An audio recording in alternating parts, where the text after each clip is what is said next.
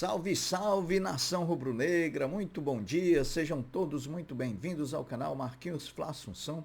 Nós estamos chegando agora na manhã dessa sexta-feira para trazer as últimas informações e as principais notícias do rubro-negro mais querido do Brasil e do mundo, o Clube de Regatas do Flamengo. Inicialmente eu peço a você, rubro-negro, que ainda não é inscrito aqui no nosso canal, que se inscreva, que deixe o like, que compartilhe os conteúdos nas redes sociais e que também você ative o sininho das notificações para que o YouTube possa notificá-los de tudo que tiver acontecendo de novidade aqui no nosso canal. Dito isso, vamos às notícias do Mengão, porque aqui não tem enrolação.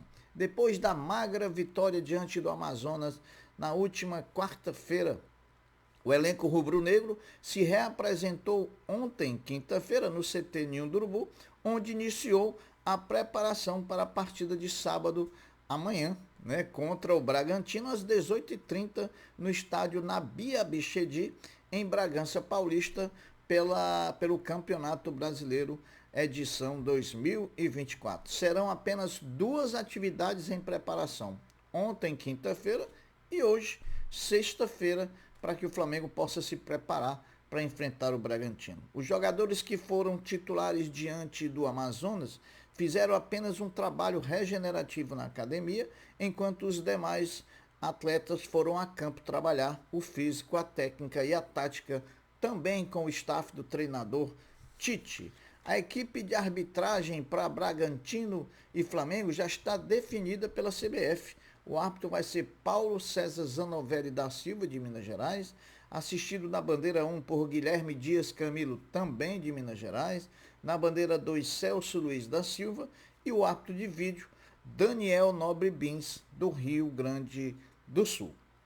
O Flamengo vai para a partida diante do Bragantino com a sua dupla de zagueiros titulares, Fabrício Bruno e Léo Pereira, pendurados pelo cartão amarelo. Em tomando o cartão, qualquer um deles estará fora da partida contra o Corinthians no próximo sábado, dia 11, no Maracanã. Em entrevista coletiva da partida contra o Amazonas, o treinador Tite confirmou que Arrascaeta, Eric Pulgar e Everton Cebolinha estão fora da partida contra o Bragantino. Resta saber se viajarão, estarem presentes contra o Palestino, até porque o Flamengo vai viajar de uma vez. O Flamengo vai para São Paulo e não volta mais para o Rio. De lá, o Flamengo treina em São Paulo domingo e no próximo domingo viaja para o Chile. Notícia boa, hein? Notícia boa. Matias Vinha e Nicolás de la Cruz foram reavaliados na reapresentação do Flamengo ontem, terça-feira, e até o momento não preocupam para o duelo contra o Bragantino no sábado, lá no estádio Nabi Abichedi. Os uruguaios Matias Vinha e Nicolás de la Cruz sentiram dores na posterior da coxa e na panturrilha, respectivamente, no final da partida contra o Amazonas. Arrascaeta e Cebolinha continuam na recuperação e só devem voltar aos campos no duelo contra o Palestino do Chile, terça-feira, dia 7, pela Libertadores. Eric Pulgar é outro desfalque. A recuperação do chileno possui tempo estimado de 2 semanas. Lembrando que Cebolinha ontem começou a transição física, então com certeza contra o Palestino nós vamos ter Cebolinha de volta ao time do Flamengo. O Flamengo volta a treinar hoje, sexta-feira, daqui a pouquinho, às 9 horas no CT Ninho do Urubu, faz sua última atividade, onde Tite vai definir a equipe que enfrentará o Bragantino no sábado pelo Brasileirão. À tarde, o Flamengo embarca para São Paulo, mais precisamente para Atibaia, onde fica concentrado para enfrentar o Bragantino. Lembrando que o Flamengo não retornará para o Rio de Janeiro, após a partida contra o Bragantino, treina domingo em São Paulo e no próprio domingo viaja para o Chile, onde vai enfrentar o Palestino pela primeira partida do retorno da fase de grupos da Libertadores da América. Meus amigos, ontem o futebol feminino do Flamengo voltou a campo pelo Brasileiro da categoria quando enfrentou o Botafogo no estádio Luso-Brasileiro da Portuguesa Carioca e venceu apertadamente no sufoco por 3-2, subindo uma posição na tabela de classificação, saindo do 10º lugar, agora em 9º lugar, beirando ali os níveis de classificação do campeonato, bem pertinho da zona de classificação. Com a vitória, são 5 jogos invictos do time feminino de futebol do Flamengo, são 3 empates e 2 vitórias. A próxima partida do futebol feminino do Mengão é contra o América Mineiro na segunda-feira, dia 6, em Belo Horizonte. Então, mais uma oportunidade para o Flamengo dar uma subida na classificação. Para quem estava ameaçado de rebaixamento e agora está na beirinha para poder entrar na zona de classificação, eu acho que elas cresceram jogando bola. Os números de Tite à frente do Flamengo em 2024 são esses. Foram 23 jogos que Tite comandou o Flamengo, são 15 vitórias, 6 empates e 2 derrotas. 73,9% de aproveitamento, 38 gols marcados e 8 gols sofridos. Os números frios são bons. Agora, quando a gente bota os números junto com o desempenho, é que o bicho pega, né, pessoal?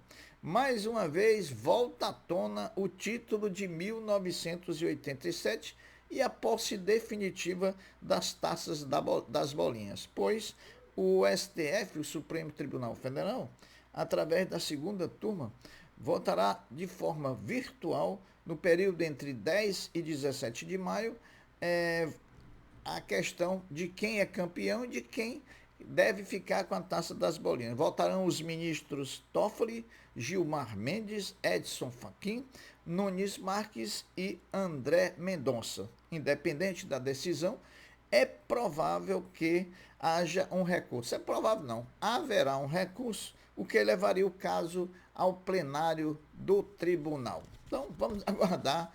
Eu acho que vai continuar dando a mesma coisa, porque é uma tendência, né? Mais uma parte, foi divulgada ontem, mais uma parte da entrevista que o presidente Rodolfo Landim concedeu ao Portal GE. O Portal GE dividiu essa entrevista em 3 ou 4 partes e ontem foi soltada a terceira parte, que trata principalmente de SAF, né, fala de SAF, um pouquinho de estádio, e a gente vai repercutir agora os principais pontos dessa fala do presidente Landim ao Portal GE. Nessa parte da entrevista, Landim falou da ideia de SAF para o Flamengo, do modelo que defende para o clube e de uma possível preocupação da torcida se ele será o CEO de uma SAF do próprio clube.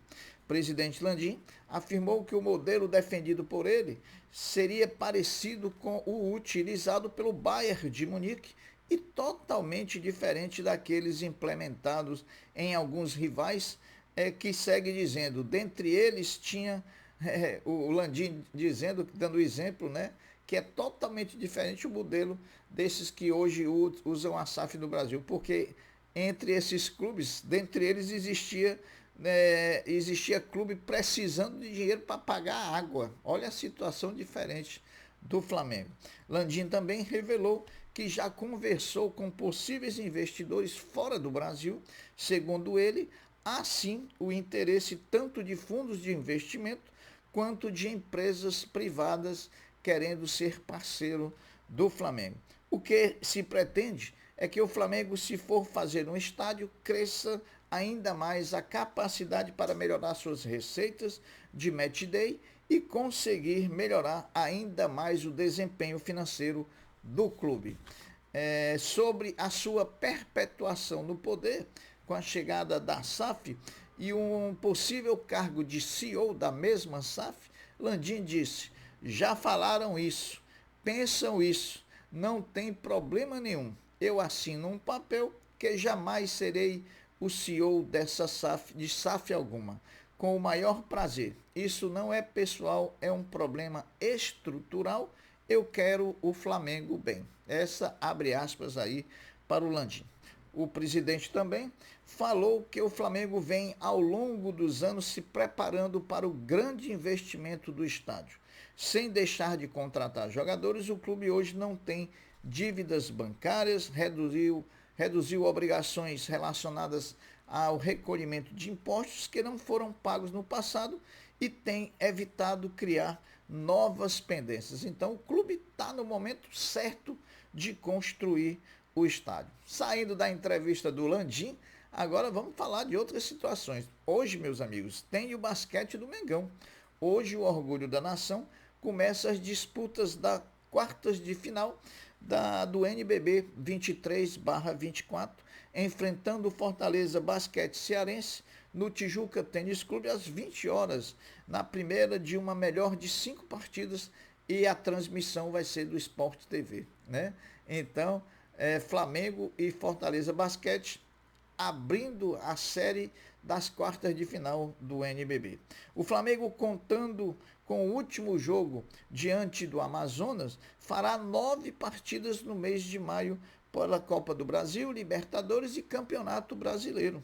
O Flamengo jogou dia 1º de maio contra o Amazonas, joga dia 4 amanhã contra o Bragantino, dia 7 contra o Palestino pela Libertadores, dia 11 contra o Corinthians no Maracanã pelo Brasileiro, dia 15 contra o Bolívar no Rio de Janeiro pela Libertadores, dia 18 contra o Vasco no Maracanã e dia 22 contra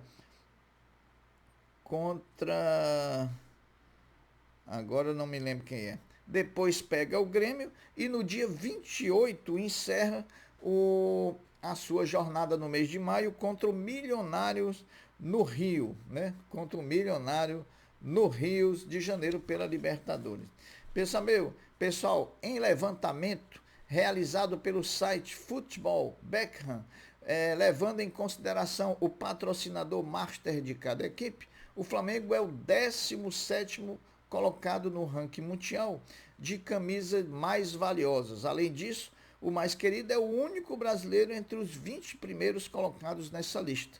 Isso porque o rubro-negro recebe 12,8 milhões de euros, cerca de 69,9 milhões de reais, da Adidas, levada em consideração como principal parceiro do rubro-negro. Então é o Flamengo aí na altura das cabeças dos maiores clubes do futebol mundial. Meus amigos, as notícias são essas, eu vou ficando por aqui, deixando uma até breve, uma até logo, dizendo fiquem todos com Deus, porque eu sempre estou com ele. Saudações rubro-negras. Fui!